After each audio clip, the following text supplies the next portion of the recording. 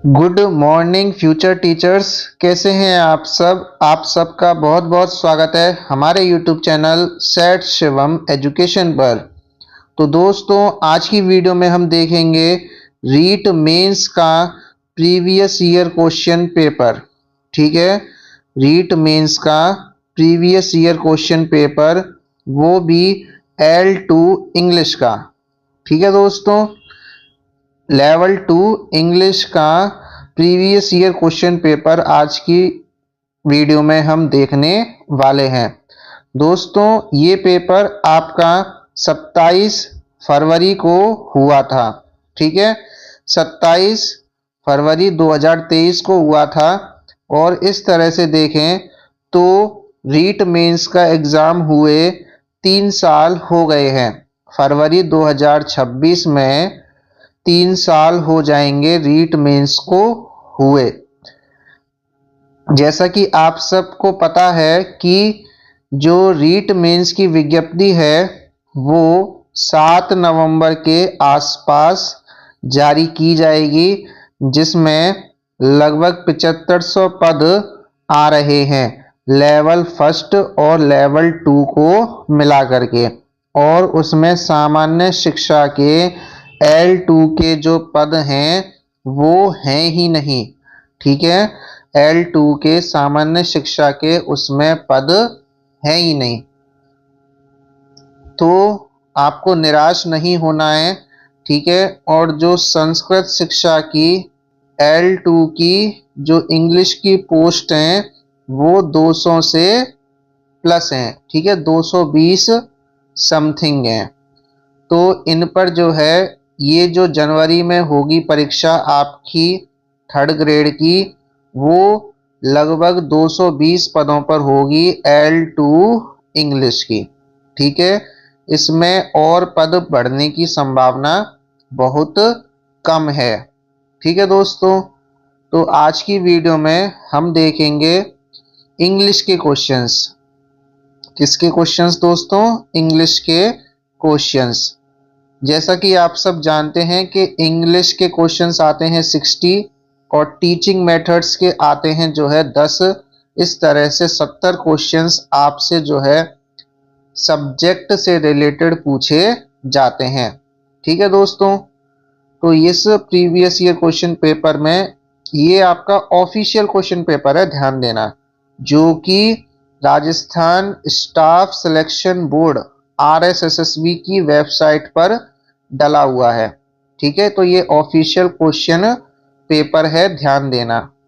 मैंने कोई इसको प्रिंट व्रिंट नहीं करवाया है, डायरेक्ट PDF डाउनलोड की है और जिस तरह से है उस तरह से आपके सामने लेके आया हूं। तो यहाँ पे जो है 66 क्वेश्चन से आपके इंग्लिश के क्वेश्चंस स्टार्ट हो रहे हैं। ठीक है, इसी तरह से एग्जाम में आता है। तो सबसे पहले 2 क्वेश्चंस आए हैं। ये है आपका अनसीन पैसेज प्रोज का क्वेश्चन। ठीक है, अनसीन पैसेज प्रोज का ये क्वेश्चन है। तो सबसे पहले आपको इसको पढ़ना पड़ेगा, पूरे पैसेज को। ठीक है, I worked for a while in a college in Delhi and my more uncomfortable memories is a language exercise. I gave a group of 8 undergraduates. I asked them to imagine that they had already graduated and wanted them to write an application for a suitable job. तो आपको इस तरह से इस पूरे passage को पढ़ना है। ठीक है, उसके बाद देखते हैं इसके क्वेश्चंस को। तो हम क्वेश्चंस को पढ़ के और पैसेज में से आंसर निकालेंगे। ठीक है, तो सबसे पहला क्वेश्चन है, what according to the writer is the highest youthful ambition in the best colleges. ठीक है, बेस्ट कॉलेजेस में हाईएस्ट यूथफुल एम्बिशन क्या है राइटर के अनुसार। ठीक है, राइटर के अनुसार बेस्ट कॉलेजेस में यूथ की हाईएस्ट एम्बिशन क्या है? स्कॉलर बनने की, साइंटिस्ट बनने की, डॉक्टर या इंजीनियर्स बनने की, या ब्यूरोक्रेट बनने की। ठीक है, तो जैसे ही आप इस पैसेज को पढ़ेंगे तो आप जब इस लाइन को पढ़ेंगे, even the highest youthful ambition in the prestigious colleges is to pass the competitive exam for appointments in the administrative services। ठीक है, यहाँ तक आप पढ़ेंगे तो आपको इसका जो आंसर है वो मिल जाएगा। ठीक है, कि is to pass the competition exam for appointments in administrative services, प्रशासनिक सेवाओं में नियुक्ति के लिए प्रतियोगी परीक्षाओं को पास करना है। ठीक है, और एडमिनिस्ट्रेटिव सर्विसेज क्या होती हैं? आईएएस, आरएएस, ये जो होती हैं ये आपकी प्रशासनिक सेवाएं होती हैं। SDM, collector.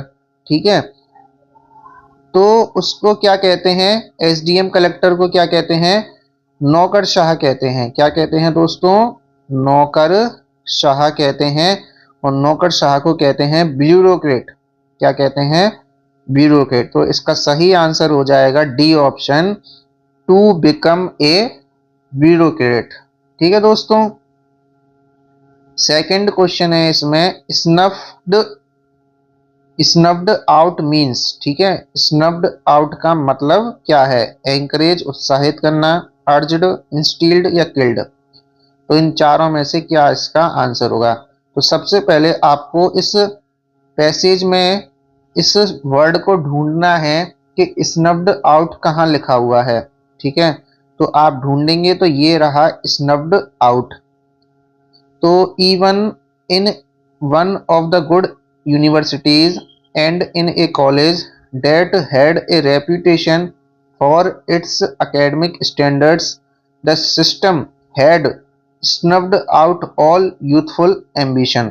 ठीक है, तो जब उसने कहा 8 अंडर ग्रेजुएट से कि एक एप्लीकेशन लिखो सूटेबल जॉब के लिए, तो उन्होंने जो है क्लर्क के लिए उन 8 में से 7 लोगों ने क्लर्क के लिए एप्लीकेशन लिखी। तो वो राइटर कह रहा है कि गुड यूनिवर्सिटीज़ में भी, कॉलेज में भी, जिनके एकेडमिक स्टैंडर्ड्स के लिए वो जाने जाते हैं, रेपुटेशन रखते हैं, सिस्टम ने स्नफ्ड आउट कर दिया है ऑल यूथफुल एम्बिशन। स्नफ्ड आउट का मतलब किल्ड, मार दिया है। ठीक है, यूथ की, युवाओं की महत्वाकांक्षा को मार दिया है। तो यहाँ पे इसका जो सही उत्तर होगा वो होगा किल्ड। क्या होगा दोस्तों? किल्ड होगा। ये एक फ्रेजल वर्ब का क्वेश्चन भी माना जा सकता है। ठीक है दोस्तों, आगे चलते हैं। दोस्तों हमारा नेक्स्ट क्वेश्चन है, choose the correct form of the verb in brackets from the options that follow. I meet him yesterday. Yesterday आ गया, ये एक एडवर्बियल है। ठीक है, किस टेंस की?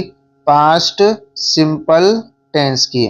तो इसमें पास्ट सिंपल टेंस आएगा और पास्ट सिंपल टेंस में लगती है मेन वर्ब की सेकंड फॉर्म, और मीट की सेकंड फॉर्म हो जाएगी मेट। तो इसका ऑप्शन नंबर ए जो है वो सही हो जाएगा। नेक्स्ट बात करते हैं 69th क्वेश्चन की, फोर्थ क्वेश्चन की, चूज द करेक्ट ऑप्शन। ठीक है, तो ये जो है ओड का फीचर है। Which one of the following is a feature of an ode. एक ओड की विशेषता है। Sarcastic style, comic style, elevated style और एपिक स्टाइल। तो इसका सही आंसर होगा एलिवेटेड स्टाइल। क्या होगा दोस्तों? Elevated style.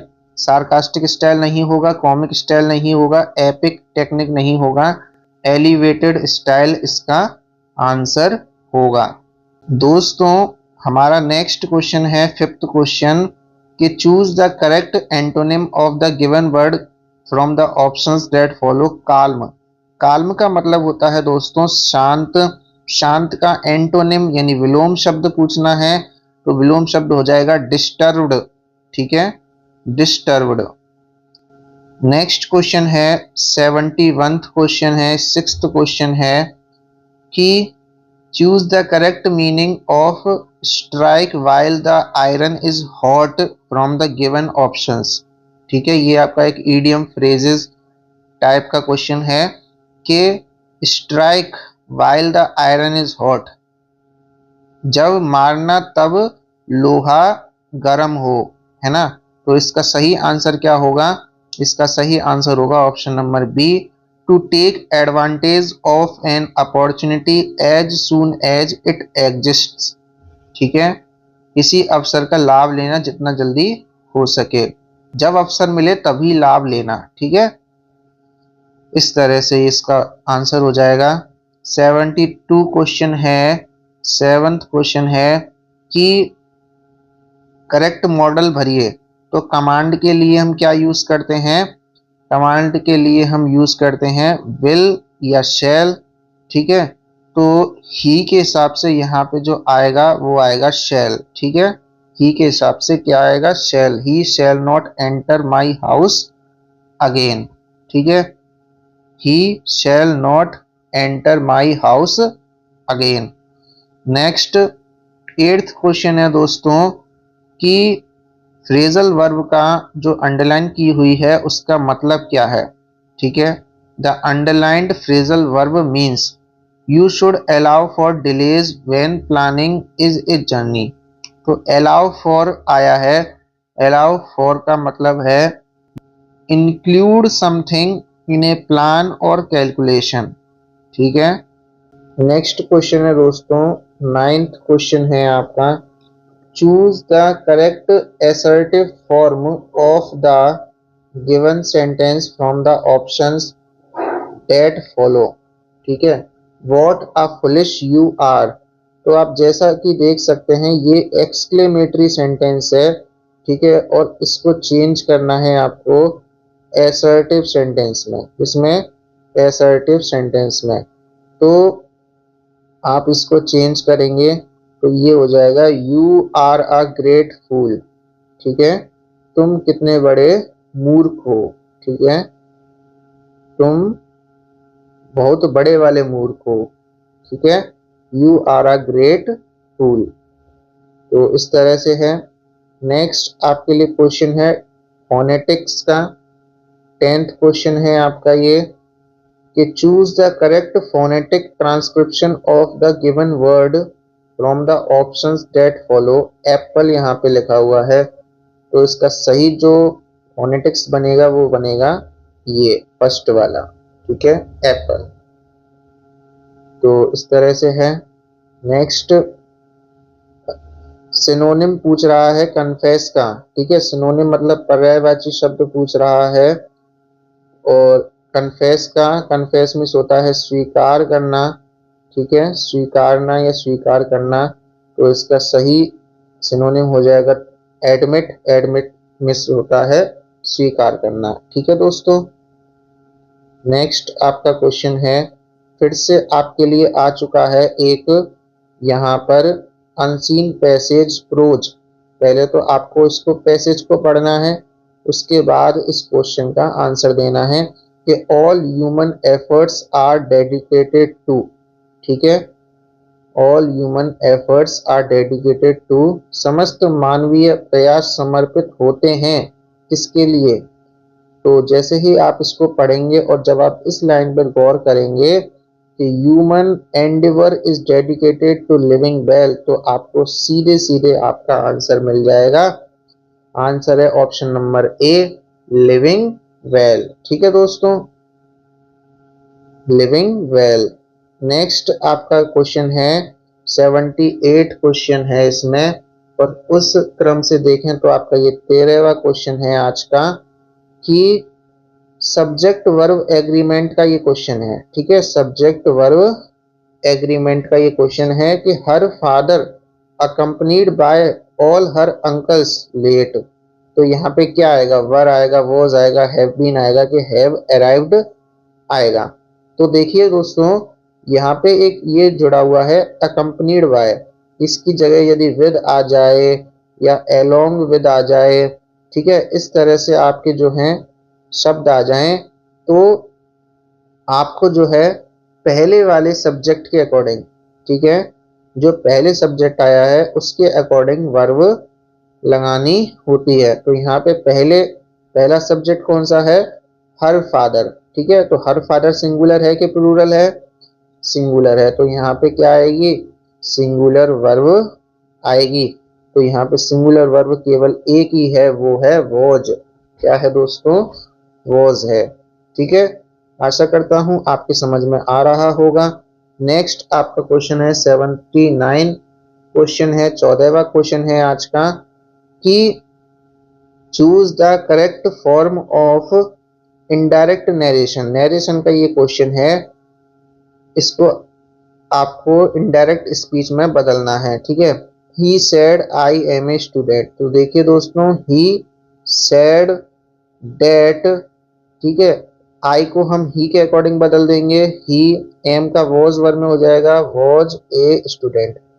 तो जब आप देखेंगे सेकंड ऑप्शन यहाँ पे सही हो जाएगा। ठीक है दोस्तों, नेक्स्ट है 80 क्वेश्चन। ये भी आपका सब्जेक्ट वर्ब एग्रीमेंट का क्वेश्चन है। ये आपका 15वां क्वेश्चन है आज का, कि bread and butter good for health. Bread and butter good for health. Is आएगा, वर आएगा, आर आएगा, हैव बीन आएगा। ठीक है, क्या आएगा ये बताना है।